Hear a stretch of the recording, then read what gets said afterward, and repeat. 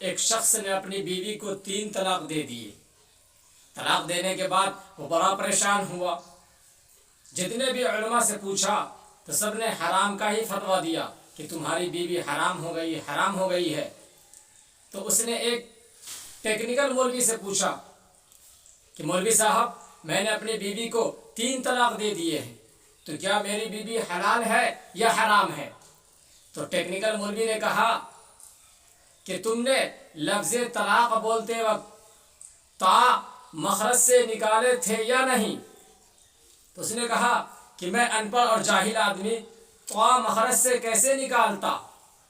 تو مولوی صاحب نے کہا گویا کہ تم نے طلاق تا کی جگہ تا نکالا اور قاف کی جگہ کاف نکالا، تو وہ طلاق کے بجائے طلاق پڑ گئی، اس لیے تمہاری بیوی اب بھی حلال ہے۔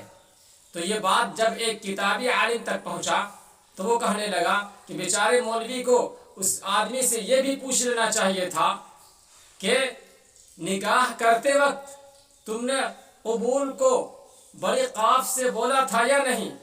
قبول کو قبول بولا تھا یا قبول بولا تھا؟